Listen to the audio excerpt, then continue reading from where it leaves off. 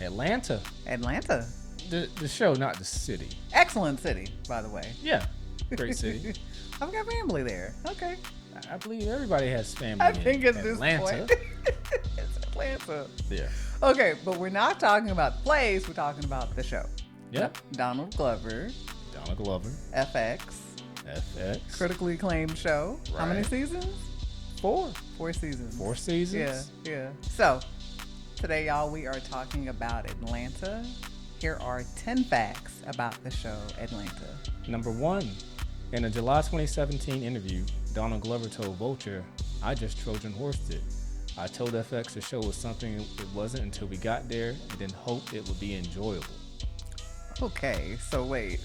So you went in and pitched this totally different show? Yeah, pitched it as kind of like a hangout show. I guess this guy's getting high, whatnot, and So we're basically friends. We're the TV show Friends on the couch smoking weed. cannabis, yes. Okay. I mean, it worked out. I mean, I could see that being a Trojan horse type of thing. You know, sneak into the party and this is what we present as, and then you get there and it's something totally different. Number 2, the white translator. What episode was this exactly? No, this is not an episode. This really happened. This is a real thing. Oh. So Donald Glover in his talks with FX, they told him to avoid using the N-word in the pilot of the show. The N-word meaning the word no, or? No. Oh, nah. Okay, all right, keep going. Sorry.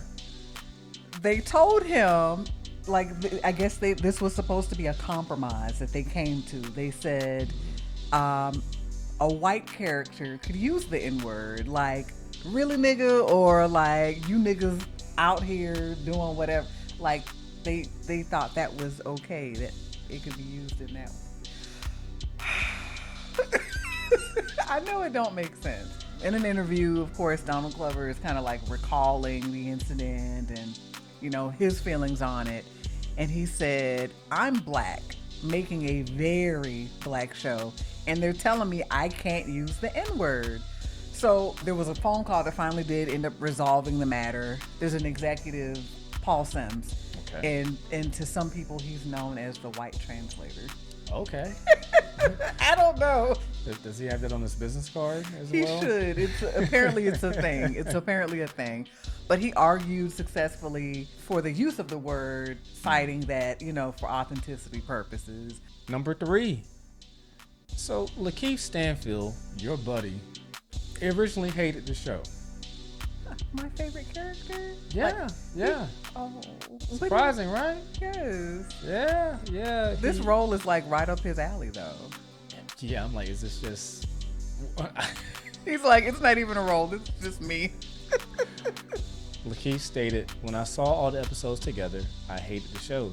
The pacing was strange, there was a lot of space between things, and I didn't understand Darius. But as I watched it more, it began to reveal itself to me." Okay. That's a very Darius answer. Okay, it is. I mean, I'll tell you, and you know this, Darius is my favorite character on the show. What? Because he colors outside of the lines. He's a different person, right? He's not the usual. He steals scenes for me. He steals the show. Number 4. The show is one of the only American cable television series to feature an all-black writing staff. Wow. Yeah. And much of the focus is set on examining race, class, identity, the American dream, existentialism, the modern African-American culture through an Afro-surrealist lens. Whoa. Okay. Yeah, so a lot of big things there. For me, this show definitely is very, very noteworthy because there's nothing else that looks like it on television. At the time, there was nothing else that looked like it, sounded like it on television. And one of the things that I love the most about each individual episode, it is its own self-contained thing. Right. We have a storyline that we follow that progresses over, the course of the season. Where for example, if we see our characters on tour, they're on tour, and these are the things that happen on tour though. Yeah. So just so many scenes where things happen and you're kind of like, what is happening right now? Like it's Twilight. It's the Black Twilight Zone. So Twin Peaks. Twin Peaks. Yeah. Right. Very much so. I love it. Number 5. So all the songs performed by Alfred Paperboy. Paperboy in the show were actually written by Donald Glover and his brother Stephen Glover. Right. Yeah. Right. And the actual song Paperboy that's playing in the show, the vocals belong to Stephen Glover. Ah. That's why it sounds a little bit different. You'll notice that there's a difference between Alfred's voice and also Okay. The actual vocals on the song. the actual vocals. Yeah. Okay. Interesting. Number 6. The show's title sequence features a slowed down version of the song Hit It and Quit It by Funkadelic. The album cover for Childish Gambino's Awaken My Love took inspiration from Funkadelic's Maggot Brain album cover. Okay. Yeah, so a little nod to what is some of his inspiration. But you actually get to see the album cover before the album even comes out. It's season 1, episode 9. Juneteenth is the name of the episode. And I remember when that Awaken My Love album cover came out, you were frightened to death. I was like, what is happening? What is this? I'm stressed. Yeah. So it's interesting seeing where that comes from now. I'm like, okay, Right. now I get it. Right. Number 7. So in an episode called Champagne Poppy, season 2, episode 7, Drake's mansion is actually Tyler Perry's old mansion in Atlanta. Oh, okay. Yeah, so they utilize Tyler Perry's old mansion, which I believe Steve Harvey now owns. Really? Yeah. Oh, wow. Yeah, so some stats about the home real quick. 7 bedrooms, 9 baths, 5 half baths, 34,690 square feet. Whoa. And it sold for $17.5 million in 2016. Wow. At the time, it was the highest selling home in Atlanta. Wow. Number 8. After the first season, Atlanta became the most watched comedy in FX's history, right? Okay. So huge deal for the network. Mm-hmm. In 2020, though, the TV show Dave became FX's most watched comedy. Little Dicky. Little Dicky. So a few years ago, I believe Donald Glover maybe sent out some tweets. I mean, just for a little bit more context, I don't think he just woke up that morning and said those things. I think that there had been a lot of comparisons between the two shows. Number 9, the show's second season features an episode titled Teddy Perkins that is widely regarded as one of the most disturbing episodes of television ever made. Yeah, I would agree with that. Let me tell you, that episode freaked me out so much. You know, when we get the big character reveal and you're like, oh my gosh, what is happening? Atlanta is crazy. Yeah, it aired without any commercials, so it was just straight through. Yes. And everyone was like, what type of Michael Jackson stuff is going on here? It was strange. It was surreal. Yeah, it was kind of like a horror, but not really. Yeah, but yeah. it was. I like what they did. It was great, but it's like you watch the episode and you're left with the feeling, oh, this has got to be nominated for something. It's got to win something. Yeah. For this. So the character Teddy Perkins is played by Donald Glover, of course. He's in white face makeup.